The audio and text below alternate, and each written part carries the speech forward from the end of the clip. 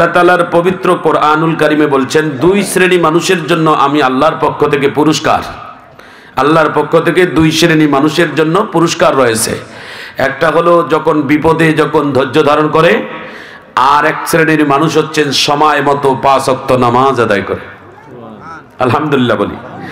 যখন সময় হবে তখন কারোর জন্য অপেক্ষা করা যাবে না, কোনো চাকরি বাঁচানোর জন্য বা ফাইলটা কমপ্লিট করে যাই, না হলে বড় স্যার কি বলবে, এটা কারোর জন্য অপেক্ষা করা যাবে না। আমার সময় হয়ে গেছে, আমার মালিকের কদমে আমি সেজদা দেব, এটা আমার 1 নাম্বার কাজ। পৃথিবীতে যত কাজ আছে সব থেকে আমার জীবনের 1 নাম্বার কাজ জীবনে বেছে নেব নামাজ। আমিন বলেন। এটা আমাদের জীবনের সব থেকে শ্রেষ্ঠ কাজ, আল্লাহ যেন কবুল করেন। আমিন বলেন। যুদ্ধের ময়দানে সাহাবাই কেরামেরা যুদ্ধ তরবারি চালাচ্ছেন, এমন সময় মসজিদে আজানের আওয়াজ তাদেরকে লেগেছে। তারা মনে করছে যে আমরা যদি যুদ্ধ থেমে যদি এখন নামাজ আদায় করি তাহলে তো আমরা তো হেরে যাব। ওর মধ্যেই কিছু মানুষ যুদ্ধ করেছেন, আবার কিছু মানুষ ওইভাবে ইশারায় নামাজ আদায় করেছেন। আমিন বলেন। আজকে আমি একটা হাদিসের মুতাআলা করে আসলাম, সেটা হলো নবীর একজন সাহাবী, সেই সাহাবীকে আল্লাহর রসুলের সেই সাহাবীকে তারা জালিমের কারখানায় বন্দী করে রেখেছিলেন। জালিমের কারখানায় বন্দী ছিলেন 6 মাস, কোনো অপরাধ নাই, বিনা অপরাধে জেল খেটেছেন আপনার আমার প্রিয় নবী, নবী মুহাম্মদুর। বিনা অপরাধ, কোনো অপরাধ নাই, তাদেরকে জেলখানায় ভরে রাখছিলেন। 3 বৎসর জেলখানার ভিতরে ছিলেন। রাখছেন, কিন্তু আমার নবীকে জেলখানার ভিতরে ভালো খাবার দেয় নাই, ভালোভাবে পরিবেশে রাখে নাই। নবীর স্ত্রী আম্মাজান খাদিজাতুল কুবরা রাদিয়াল্লাহু তাআলা আনহা, তিনি মাঝে মাঝে জেলখানার মধ্যে বিশ্ব নবীর জন্য ভালো রান্নার করা খাবার নিয়ে যাইতেন। ইহুদিরা সেই ভালো খাবারটাও বিশ্ব নবীকে খাইতে দিতেন না, এত অবিচার করতেন আমার নবী রহমাতুল লিল আলামিনকে। সবার মুখ থেকে একটা আওয়াজ বলেন তো, আমার নবী কি অপরাধ করে জেলখানায় গেছে? আমার নবী, আপনার মনের আত্মবিশ্বাস, আমার নবী কোনোদিন অপরাধ করতে পারে? আমার এই নবীর এই হাত দিয়ে কোনো মানুষকে থাপ্পড় মারতে পারে? আমার এই নবীর জবান দিয়ে কোনো মানুষকে গালি দিতে পারে? আমার এই নবী কোনোদিন তার জীবনে কোনো কাজ দিয়ে মানুষকে আঘাত দেওয়া তো দূরের কথা, এই অনুভূতিটাও তার অন্তরের মধ্যে আনে নাই। বিশ্ব নবী বরংস এমন মানের মানুষ ছিল যে বিশ্ব নবীকে আল্লাহ পাক এই জন্য 3 বার তাকে সিনাসাক করছেন। সুবহানাল্লাহ বলে। 3 বার, বর্তমান যে ওপেন হার্ট সার্জারি যেটাকে বলা হয়, এইভাবে বিশ্ব নবীকে 3 বার কাবা শরীফের উপরে দাঁড় করাইয়া, এবং একবার কাবা শরীফের মাকামে ইব্রাহিমের পাশে, আর একবার কাবা শরীফের ছাদে, আর একবার একটা মরুভূমির মধ্যে। আল্লাহু আকবার বলে। 3 বার সিনাসাক করেছেন। এই সিনাসাক করার কারণ হচ্ছেন আল্লাহর নবীকে ভেতরের মধ্যে যা ছিল সবগুলো বাহির করে দিয়ে আল্লাহ তাআলার কিছু কুদরতি নিয়ামত ঢুকাই দিয়েছেন। আর এই অপারেশনগুলোর জন্য যা কিছু দরকার, এটা মেডিসিন হিসেবে জমজমের পানি ব্যবহার করেছেন। সুবহানাল্লাহ বলে। বিশ্ব নবী রহমাতুল লিল আলামিন ছোটবেলার থেকে কাফেরেরাই আমার নবীকে উপাধি দিয়েছেন। একটি উপাধির নাম হচ্ছে না আলামিন। কি দিয়েছেন? এটা মুসলমানেরা উপাধি দেয়নি, এটা ইহুদিরাই দিয়েছেন। বিশ্ব নবী যখন বড় হলেন, যখন 40 বছর পূর্ণ হলেন, নবুয়ত পাইলেন, যখন বিশ্বনবী কালেমার দাওয়াত পৌঁছাচ্ছে লা ইলাহা, এই একটাই অপরাধ, আল্লাহ ছাড়া কোনো ইলাহা নাই, আল্লাহ ছাড়া কোনো মাবুদ নাই, আল্লাহ ছাড়া আর কোনো আইনদাতা নাই, আল্লাহ ছাড়া আর কোনো বিধানদাতা নাই। এই একটাই কারণ নবীর দুশ্মন। যারা আমার নবীকে আল আমিন খেতাব দিল, যারা বিশ্বাসী বলল, তারাই আবার নবীকে মারার জন্য লাঠি ধরে ঘরের দুয়ারে দাঁড়াইতেন। আল্লাহু আকবার বলেন। দেখেন ভাই, এটা বড় কঠিন একটা আলোচনা। যেই মানুষগুলো ওই মুখ দিয়ে নবীকে আল আমিনের খেতাব দিল, ওই মুখ দিয়ে আবার নবীকে গালি দিল, নবীকে পাগল বলল, নবীকে উম্মাদ বলল, নবীকে নানান ধরনের কটূক্তি কথা বলল, আমার নবী চুল পরিমাণও মন খারাপ করে নাই, কারো ব্যাপারে অভিযোগ দেয় নাই। আমার নবী মায়ের খেয়েছেন তায়েফের ময়দানে। জিবরাইল এসে আমার নবীর কানে কানে বলে, ইয়া রাসূলুল্লাহ, গোটা তায়েফের পাহাড়টা আমি জিবরাইলের হাতের মধ্যে, আপনি অনুমতি দিলে তায়েফের পাহাড়টা উল্টাই দেব, আপনার কিছু হবে না, আপনার সাহাবাই কেরামেরও কিছু হবে না, ওরা মারা যাবে, আপনি শুধু অনুমতি দেন। আমার নবী বলছেন, এই জিবরাইল, এই অভিযোগ আমি উঠাই নিলাম, এরা যে এতক্ষণ আমাকে মারলো আমি সব ভুলে গেছি। সুবহানাল্লাহ বলেন। উহুদের ময়দানে আমার নবীকে দাঁত ফেলাই দিল, লোহার পেরেকের মধ্যে মাথার মধ্যে লোহার টুপি ছিল, লোহার টুপিতে এমন ভাবে আঘাত করছে, লোহার টুপির একটা অংশ আমার নবীর মাথার ভিতরে ঢুকে গেছে। এমন ভাবে ঢুকছে যে আমার নবীর ওই লোহার টুপিটা কামড় দিয়ে একজন সাহাবী উঠাইতে গিয়ে তার দাঁত পড়ে গেছে। বিশ্ব নবীর জ্বর এসে গেছে, কাঁপন শুরু হয়ে গেছে। 3 দিন পর্যন্ত শুকনা খাবার খাইতে পারে নাই, শক্ত খাবার খাইতে পারে নাই, নরম খাবার খেয়েছেন। জোরে কান আল্লাহু আকবার। নরম খাবার খেয়েছেন, নরম খাবার। আপনারা এই যে নরম খাবার খান শবে বরাতের দিনে, এটার মধ্যে অনেক মতানক্য আছে। নরম খাবার খান, হালুয়া রুটি খান, এটা আপনারা ওলামাই কেরামদের কাছে একটু মাসআলা জেনে নেবেন। আমিন বলেন। খান, অসুবিধা নেই, তবে ওই দিনটাকে ধারণ করে এইভাবে আনন্দ উল্লাস করে খাওয়া শরীয়তের কোনো হুকুমত নাই। আমিন বলেন। সম্মানিত মুআজ্জাজ হাজিরিন, আমার এই সাবজেক্ট নয়। আমার এই সাবজেক্টের আলোচনা হলো রহমাতুল লিল আলামিন কোনো অপরাধ করে নাই, বিনা অপরাধে জেলখানার আসামি, কোনো অপরাধ নাই। আমিন বলেন। জেলখানার সামনে যাইয়া আম্মাজান খাদিজাতুল কুবরা রাদিয়াল্লাহু তাআলা আনহু খাবার যখন নিয়ে যায়, খাবার ঢুকতে দেয় না, তখন আল্লাহর রসুলের বিবি আম্মাজান কি বলে দেখেন। মহিলাদের কোরবানি কেমন দেখেন, আম্মাজানের কোরবানি কেমন দেখেন। নবীর বিবি ডাক দিয়ে বলেন, এই মক্কার কাফেরেরা, আমার এতিম নবীকে যখন তোমরা একটু ভালো মন্দ খাবারও দাও না, তাহলে আমার এতিম নবীর পাশে আমাকে থাকার জন্য আমিও বিনা অপরাধে জেলখানায় ঢুকতে চাই। সুবহানাল্লাহ বলেন। বিনা অপরাধে আমার নবীর সহধর্মিনী আম্মাজান খাদিজাতুল কুবরা রাদিয়াল্লাহু তাআলা আন বিনা অপরাধেও তিনি জেলখানার মধ্যে খেটেছেন। তাতে কি তার কল্যাণ হয়েছে না অকল্যাণ? আল্লাহ পাক কোরআনুল কারীমের মধ্যে আল্লাহ বলেছেন, কুল ইন কুনতুম তুহিব্বুনাল্লাহ ফাত্তাবিউনি ইউহিব্বুকুমুল্লাহ ওয়া ইয়াগফির লাকুম যুনুবাকুম ওয়াল্লাহু গফুরুর রহিম।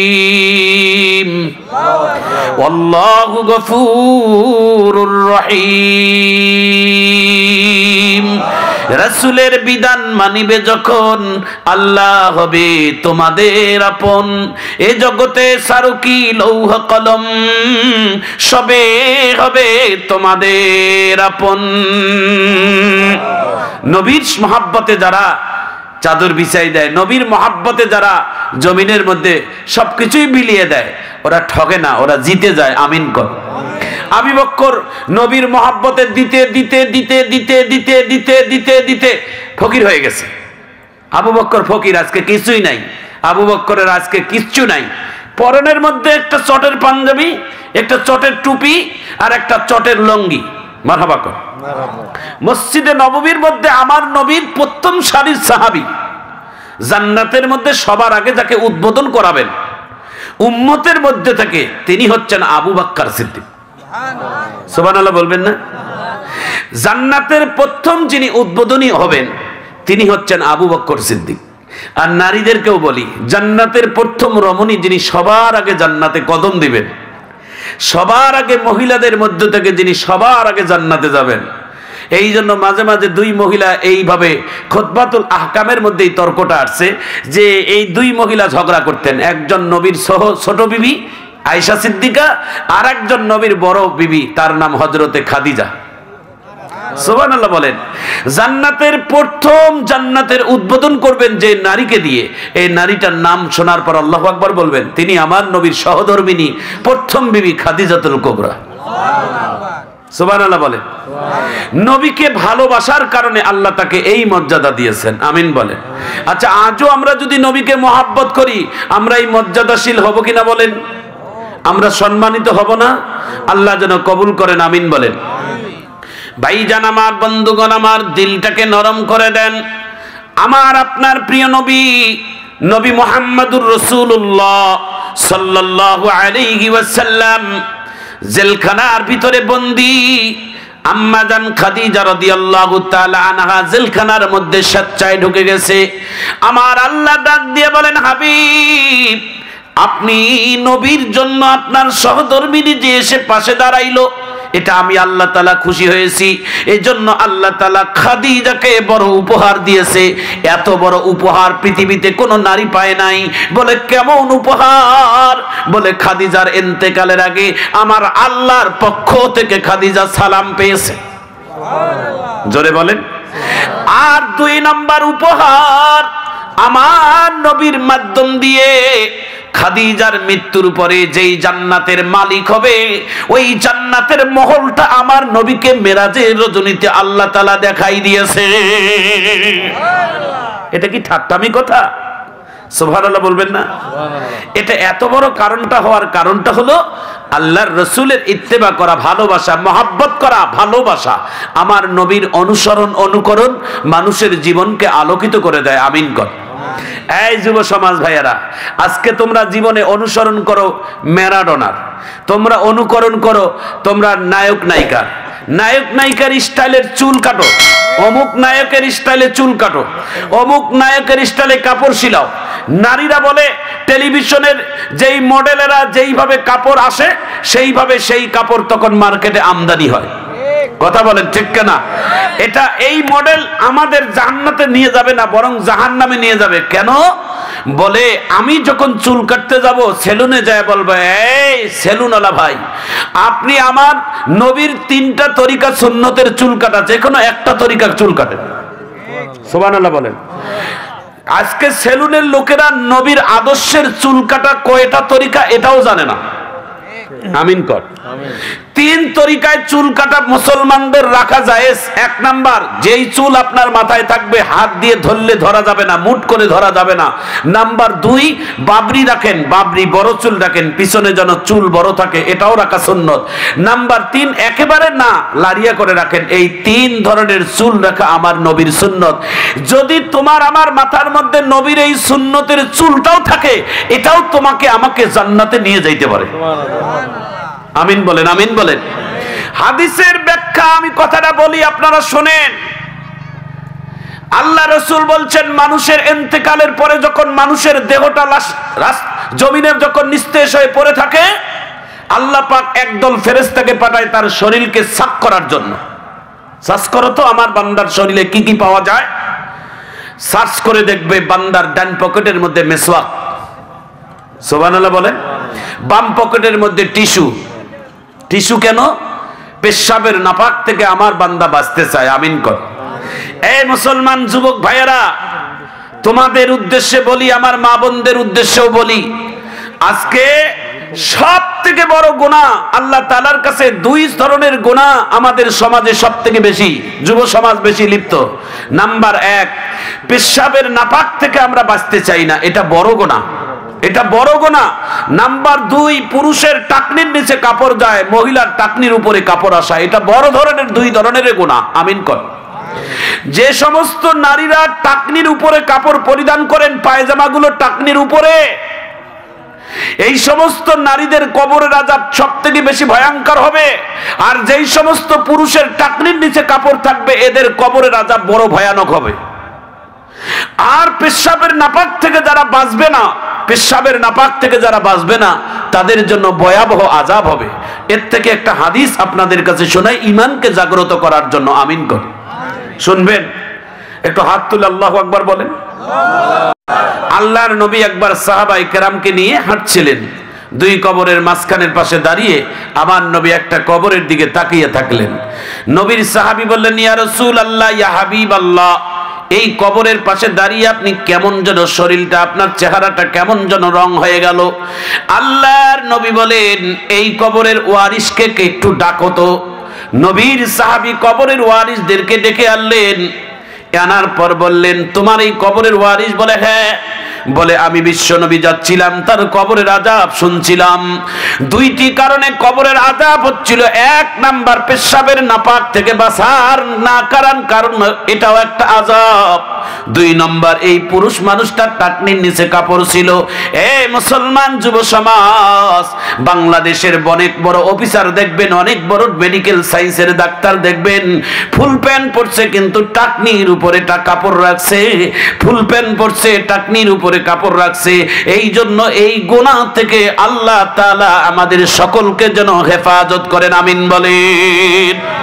শরীর যখন নাপাক হবে, দ্রুত গতিতে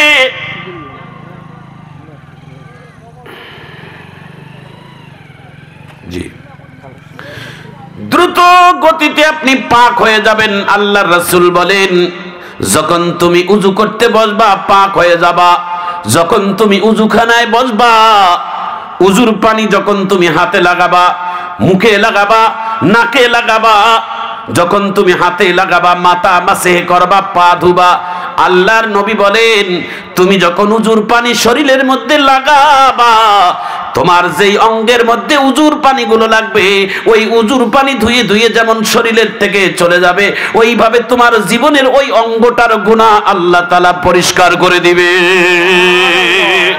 জোরে বলেন সুবহানাল্লাহ। উজু করবেন, উজু করবেন, উজু করে থাকবেন, ঘুমাবেন। আল্লাহ রাসূল বলছেন কেউ কোন ব্যক্তি যদি ফজরে ঈশার নামাজের পর উজু করে ঘুমায় আর ফজরের নামাজের নিয়ত করে, ভালো করেন, যে ব্যক্তি ঈশার নামাজের পর উজু করে নিয়ত করে ফজরের নামাজের নিয়ত করে ঘুমাবে, আল্লাহ রাসূল বলছেন সারা রাত ঘুমানোর মধ্যে আল্লাহ তাআলা তার নামাজের সওয়াব লিখবে। সুবহানাল্লাহ বলেন। আল্লাহ তাআলা এমন, জি শুকর আলহামদুলিল্লাহ, ইয়ার ডিস্টার্ব দিচ্ছি না না আলহামদুলিল্লাহ, চলে গেলাম, বলার দরকার ছিল না, না আমি বলি না, জালসা বাড়ি ভাই আমাদের মেহমান চলে যাচ্ছেন, তেনার জন্য আমরা দোয়া চাই, আমিন বলেন। আল্লাহ যেন তেনার হায়াতে দারাজ বারাকা দান করেন, আমিন বলেন। সবাই আমাদের ভাইয়ের জন্য দোয়া করবেন, আল্লাহ যেন কবুল করেন, আমিন বলেন। সম্মানিত মুআজ্জাজ হাজিরিন, আমার দিকে তাকান। আল্লাহর নবী, নবী মুহাম্মদুর রাসূলুল্লাহ সাল্লাল্লাহু আলাইহি ওয়াসাল্লাম বলেন যখন তুমি উজু করতে বসবা তখন তুমি বিনয়ের সহিত বসবা, উজু করবা আর গুনার কথাগুলো স্মরণ করবা। আমাদের শ্রেষ্ঠ ইমাম, ইমামে আজম আবু হানিফা রাহমাতুল্লাহ আলাইহি, তার সামনে একজন আল্লাহর বান্দা উজু করতেছে। ইমামে আজম আবু হানিফা সামনে বসে উজু দেখতেছে আর হাসতেছে। ওই মুসলমানটা উজু করার পর ইমামে আজমকে জিজ্ঞাসা করে, আবু হানিফা হুজুর আপনি আমার উজু দেখে কেন হাসলেন? উজু কি কোনো সমস্যা হয়েছে কিনা? ইমামে আজম আবু হানিফা বলে, না না, উজুর কোনো সমস্যা হয় নাই। যখন তুমি উজু করছিলা, তোমার উজুর পানি যখন শরীর থেকে বেয়ে বেয়ে পড়ছিল, তখন তোমার গুনাহগুলো ওইভাবে বেয়ে বেয়ে জমিনের মধ্যে পড়ে যাচ্ছিল। সুবহানাল্লাহ বলেন। উজু করবেন, উজু রাখবেন, পাক পবিত্র থাকবেন। উজু অবস্থায় যদি আপনার মরণ হয়, মনে রাখবেন এটাও একটা শহীদি তামান্নার মৃত্যু। আমিন বলে। আপনি জানেন, আমি জানি কখন আমার মরণ হবে? কথা বলেন, হবে?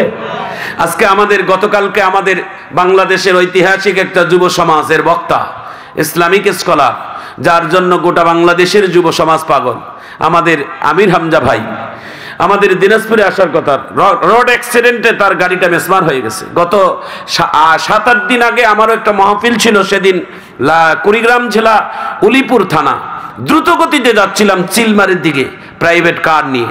তো রডের গাড়ির সঙ্গে সামনাসামনি মুখামুখি হয়ে গাড়ির যা আছে সবগুলো ভেঙ্গে চুরমার। কোনো মতে আল্লাহ তাআলা আমাদেরকে হেফাজত করছিল, আমিন বলেন। তো এমন দুর্ঘটনা আল্লাহ তাআলা কখন করবে, কোন সময় করবে, এটা কেউ বলতে পারবো না। আল্লাহ পাক বহুত বড় বড় দুর্ঘটনার হাত থেকে আমাকে বাঁচাইছেন। আল্লাহ, আমি সঙ্গে 2 রাকাত নামাজ পড়েছি, আমিন বলেন। এইভাবে আল্লাহ তাআলা, আমরা কেউ বলতে পারবো না। দাদা যুব সমাজ, তোমাদের দিলটা নরম করে দাও বাবা। আজকে আমি তোমাদের মন মজানো আলোচনা করার মতো আমার সক্ষম নেই। আমি যে তোমাদের মাঝে কথাগুলো বলতেছি, এটা আল্লাহ তাআলার মেহেরবানি, এবং আমি যতটুকু পারতেছি, আমার সামর্থ্যই কুলাচ্ছে, আমি ততটুকু বলার চেষ্টা করতেছি। আসলে ওয়াজ মাহফিল হলো একটা মনের শান্তি, মনের আনন্দ। এটা যদি থাকে, এটা আল্লাহ তাআলার পক্ষ থেকে অটোমেটিক তার বান্দার জবান থেকে কথা বাহির করায়, আমিন বলেন। এতটুকুই বলি আপনাদের কাছে, আপনারা আমার প্রিয় মানুষ, আপন মানুষ। আমি আপনাদের কাছে আজকে বক্তা মতো এসি নাই, ভাইয়ের মতো আমি ভালোবাসার মানুষ হিসেবে এই কথাটা বলবো বাবা, ভালো করে শোনেন। আল্লাহর রাসূল বলছেন তোমরা সর্বহালে উজু অবস্থায় থাকো, আমিন কর। নবীর একজন সাহাবী উজু অবস্থায় থাকার কারণে আল্লাহ নবীর মাধ্যম দিয়ে তাকে সুসংবাদ দিয়েছেন। তিনি কে জানেন? মসজিদে নববীর মুয়াজ্জিন, যার নাম হাফসির কালো বেলাল। সুবহানাল্লাহ বলেন। বলে কেমন সুসংবাদ? বলে আল্লাহর নবী যেই দিন মিরাজে গেছেন, সিদরাতুল মুনতাহা থেকে যখন উপরে যাবেন, তখন আল্লাহর নবী একা একা মনে হচ্ছিল, একা বিশাল জায়গায় হাঁটতে তার মনে কষ্ট হচ্ছিল। তিনি মনে মনে একটা সঙ্গী চাচ্ছিলেন, বন্ধু চাচ্ছিলেন। আল্লাহর নবীকে মনে হচ্ছে যে তাকে সঙ্গী বানিয়ে দিয়েছেন হাফসির কালো বেলালকে। বন্ধু মানুষ, কাছের মানুষ, পিছনে সামনে হাঁটলে অনুভব মনে করা যায় তিনি আমার পাশে আসেন। পায়ের হাত নিতেও বোঝা যায়, ঠিক কিনা বলেন? ঘরের স্ত্রী স্বামী এসে ডাকে নাই, তার আগে বুঝতে পেরেছে তোমার বাবা আসছে, দরজা খুলে দেয়। আল্লাহু আকবার কর। পায়ের আওয়াজেও বুঝতে পারে, ভালোবাসার মানুষগুলোকে বোঝা যায় যেটা অমুক মানুষ। তো নবীর ভালোবাসার সাহাবীর নাম হচ্ছেন বেলাল। মনে হচ্ছে নবীর আশেপাশে হাঁটতেছেন। নবী মেরাজ থেকে আসার পর বেলালকে জিজ্ঞাসা করছিল, বেলাল তুমি গত রাত্রে কই ছিলা? কয় ইয়া রাসূলুল্লাহ আমি ঘুমিয়েছিলাম। কয় না, তুমি তো মনে হচ্ছিল আমার আশেপাশে ঘুরতেছো। সুবহানাল্লাহ বলে। বেলালকে বলছিল, বেলাল তুমি কোথায় থাকো বলো তো, সত্যিকার কথা বলো তো, তুমি ঘুমাইলে কোথায় যাও? এখন দিলটাকে নরম করে দেন। আমার নবীর সাহাবী বেলাল ডাক দিয়ে বলে, ইয়া রাসূলুল্লাহ যেই দিন থেকে কালেমা পড়ছি ওই দিন থেকে রাত্রে ঘুমাইলে কোনো না কোনো এক সময় আমি স্বপ্নের যোগে আল্লাহর জান্নাতে যাই। আচ্ছা বলেন তো, দিলের বুকের মধ্যে হাত দিয়ে আমরা কোনোদিন স্বপ্নে আল্লাহর জান্নাত দেখছি? জান্নাত কি আজে বাজে জিনিস? এটা এমন একটা দামি জায়গা, এই জান্নাতের স্বপ্ন যারা দেখে তারা সত্যিকারেই জান্নাতে গেছে। সুবহানাল্লাহ বলেন। নবীকে কোনোদিন স্বপ্নে দেখেছেন? নবীকে স্বপ্ন দেখা, এই স্বপ্ন কোনোদিন মিথ্যা হয় না। নবীর সুরত কেউ নিতে পারবে না। এই জন্য যারা এই স্বপ্ন দেখছেন তারা সঠিক সত্য দেখেছেন। আমিন কর। আমার ভাইজান, আমার বন্ধুগণ, আল্লাহর নবীর সাহাবী হাফসির কালো বেলালকে ডাক দিয়ে বলে, বেলাল তুমি যখন রাত্রে বিছনায় ঘুমাই যাও তখন তোমার আত্মাটা কেন জান্নাতে যায়? বলে জানি না। আল্লাহর নবী ডাক দিয়ে বলে, বেলাল তুমি তোমার আমলটা বলো তো দেখি, তোমার গোপন কি এমন নেকামল করেছো যার কারণে আল্লাহর মৃত্যুর ঘুমের মধ্যে তোমার আত্মাটা আল্লাহর জান্নাতে যায়? সুবহানাল্লাহ বলেন। আল্লাহর নবীর সাহাবী হযরতে বেলাল রাদিয়াল্লাহু তাআলা আন ডাক দিয়ে বলে, ইয়া রাসূলুল্লাহ, ইয়া হাবিবাল্লাহ, যেই দিন আমি কালেমা পড়ে মুসলমান হয়েছি আপনি নবীর কাছে এসে, ওই দিন থেকে আমি একটা আমল কোনোদিন বাদ দেই নাই। সে আমলটা কি? বলে ওই আমলটা হলো আমি কোনোদিন ওযু ছাড়া থাকি নাই। এই যুব সমাজ, রাত্রে বেলায় যখন ঘুমাইতে যাও তখন তুমি মনে করো আজকে রাতটা জীবনের শেষ রাত হতে পারে। ঘুমের মধ্যেই অনেক যুবক ইন্তেকাল করে, অনেক যুবক মারা যায়, অনেক মা বোনেরা দুনিয়া থেকে ওই ঘুমের মধ্যেই শেষ। এই জন্য আমি অনুরোধ করব, রাত্রে বেলা যখন বিছনায় ঘুমাইতে যাবেন হাত মুখ ফ্রেশ করে ধুয়ে তো বিছনায় যাবেন, তো ওটার মধ্যে দিকে উজু করে যাবেন। আল্লাহ রসুল বলছেন ওই রাত্রে যদি তুমি মারা যাও শহীদের মৃত্যু আল্লাহ দান করবেন। এই জন্য উজু করবো তো ইনশাআল্লাহ। আল্লাহ যেন কবুল করেন, আমিন বলেন। উজু করলে জীবনের গুনাহগুলো মাফ হয়ে যায়, ওই অঙ্গগুলোর থেকে গুনাহগুলো ঝরে ঝরে আল্লাহ পাক ফেলাইয়া দেয়। এই জন্য আমরা উজু বেশি বেশি করব। আমাদের বাংলাদেশের একটা তাবলিগের জামাত নিয়ে একটা চীন দেশের মধ্যে আমাদের বাংলাদেশের অনেক বড় বড় ডক্টরেরা গেছেন। তো উজু কানায় উজু করতেছেন, এমন সময় ওই চীনের একজন ডক্টর গবেষক তিনি ওই বাংলাদেশের মানুষের উজু দেখে তিনি হাসতেছেন। তো ইনিও একজন ডক্টর ছিলেন। উনি বলছেন, আপনি আমার উজু দেখে কেন হাসেন? তিনি প্রশ্ন করছিল, উত্তর দিচ্ছিল যে আপনাদের দেশে কি পাগলাগার আছে? আছে। কয় আপনাদের দেশে কি পাগলের সংখ্যা কম না বেশি? তো তিনি বলছিলেন না, পাগলের সংখ্যা আমাদের দেশে কম।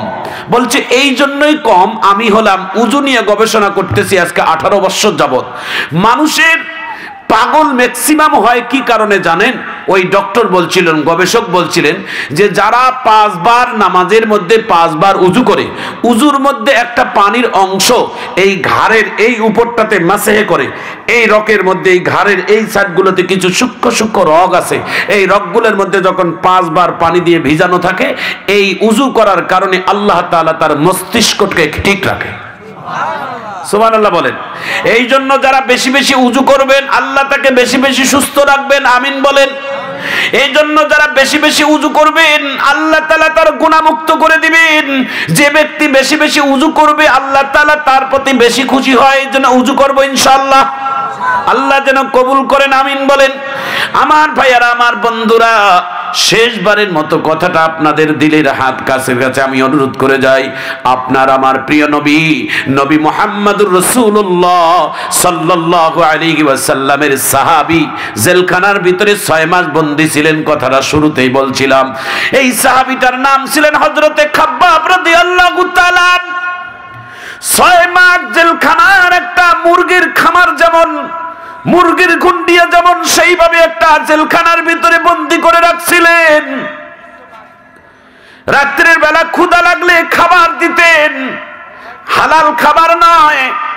ওই ইহুদি নাসারারা তাদেরকে পানির বদলায় মদ দিতেন, মদ। উজুর পানি চাইলে পেশাব করে জেলখানার ভিতরে দিতেন।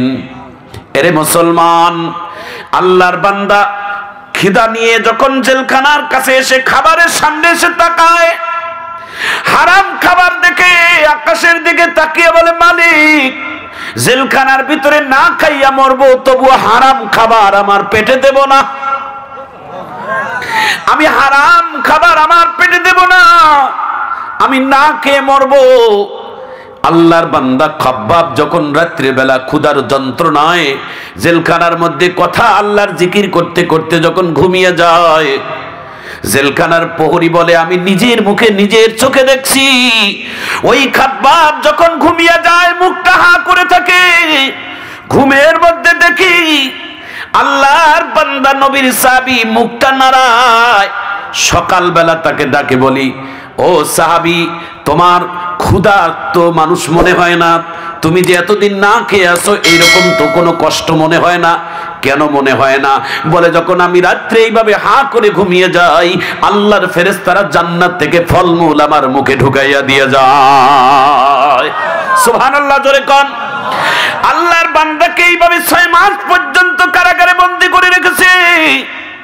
6 মাস পরে হঠাৎ করে জেলখানার একজন প্রহরী ডাক দিয়ে বলে, খাব্বাব, ভালো খাবার ইন্তজাম আছে, ভালো পোশাকের ইন্তজাম আছে, আজকে যা চাইবা তাই দেব। বলে, কেন? বলে, তোমার রাত 10টা 1 মিনিটে তোমার গলায় ফাঁসি হবে, তোমার জীবনের শেষ, তুমি যা চাইবা তোমার তাই দেওয়া হবে। খাব্বাব ডাক দিয়ে বলেন, ও জেলখানার দায়িত্বশীল, আমার জীবনের আর কয় মিনিট সময় আছে আমার গলায় রশি দেওয়ার? বলে, আর মাত্র 10 থেকে 15 মিনিট। খাব্বাব বলে, ভালো কথা, আমার জীবনে আর কোনো চাওয়ার নাই, আমার 10 মিনিটেই যথেষ্ট। বলে, কি? বলে, এই জেলখানার ভিতরে 6 মাস পর্যন্ত বন্দী ছিলাম, তোমরা আমাদেরকে একবার ভালো একবার উজুর পানি দাও নাই, আমাকে 10 মিনিটের জন্য জলদি করে 1 মস্ক পানি দাও, আমি একটু ভালো করে জীবনের শ্রেষ্ঠ উজু বানাই দেই, আমি যেন নাপাক অবস্থায় যেন আমার মরণ না হয়, আমি নিজের হাতে উজু করে নেব, আর উজু করার পরে আমাকে একটা সুন্দর জায়নামাজ দাও, আমি জায়নামাজের মধ্যে দাঁড়িয়ে আমি 2 রাকাত নামাজ আদায় করব। নামাজ পড়তে গিয়ে 10টা মিনিট তো একটু প্রয়োজন আছে, আমাকে 10টা মিনিটের জন্য তোমার আমাকে কেউ বিরক্ত করবা না, জীবনের এই 10টা মিনিট আমার জীবনের শেষ, আল্লাহর কাছে সময় দিয়ে আমি মরে যাব। আল্লাহর বান্দা জায়নামাজের মধ্যে দাঁড়াইছে, ইন্নী ওয়াজ্জাতু ওয়াজহিয়া লিল্লাযী ফাতারাস সামাওয়াতি ওয়াল আরদ। নামাজ পড়বে, নামাজের আগে নিয়ত করলেন, আল্লাহ 2 রাকাত জীবনের শেষ নামাজ। নামাজটা পড়া মাত্র, শেষ হওয়ার মাত্র আমার গলায় রশি চড়বে। আল্লাহ, 10 মিনিট যদি পার করি তাহলে তো কাফেরেরা বলবে মরণের ভয়ে লম্বা নামাজ পড়তেছে। আমার মন চায় কোরআনের অনেক বড় বড় সূরা আছে, লম্বা সূরাগুলো তেলাওয়াত করি, দীর্ঘ সময় ধরে নামাজ আদায় করব। কিন্তু যদি দীর্ঘ সময় নামাজ আদায় করি, এই কাফেরেরা আমাকে মরণের ভয়ে মনে করে নামাজ পড়তেছে এই মনে করবে। এই জন্য নবীর সাহাবী 2টা সূরা পছন্দ করে বাছাই করলেন, 1 নম্বর সূরাতুল কাউসার, 2 নম্বর সূরাতুল ইখলাস। 10 মিনিট লেগেছে নামাজ আদায় করার পর, নামাজ পড়ার পর সালাম ফিরাইয়া আল্লাহর বান্দা হাসি মুখে আকাশের দিকে তাকাই বলে, আলহামদুলিল্লাহি রাব্বিল আলামিন। আল্লাহ, এটা আমি শুকরিয়া এই জন্য আদায় করলাম যে মৃত্যুর আগে কয়জন মানুষের ভাগ্য জুটায় যে নিজের হাতে উজু করে 2 রাকাত নামাজ জীবনের শেষ রজনীতে নামাজ আদায় করে নেয়। আমি মনে করি আমার থেকে ভাগ্যবান এই পৃথিবীতে আর কেউ নাই। আল্লাহর নবী বলেন, পৃথিবীতে সমস্ত মুসলমানেরা এই ভাগ্য পাবে, এই ভাগ্যবান হবেন। মনে করেন নবীর সাহাবী 10 মিনিট আগে যেভাবে উজু করলেন, নামাজ পড়লেন, আল্লাহর নবী বলেন কিয়ামত পর্যন্ত আমার উম্মতেরা এই ভাগ্যবান হবে বলে কেমনে? বলে সব সময় উযু করে থাকবে, উযুর পরে 2 রাকাত নামাজ পড়বে, অথবা রাত্রে ঘুমানোর আগে উযু করবে। যদি ফজরের আগে মারা যান, হযরতে খাব্বাবের মর্যাদাও কিন্তু আল্লাহ তাআলা আপনাকেও দান করবে। জোরে বলেন আমিন। আল্লাহ তাআলা আমাদের সকলকে পাক পবিত্র হয়ে থাকার তৌফিক দান করুন। আমিন বলেন। আজকে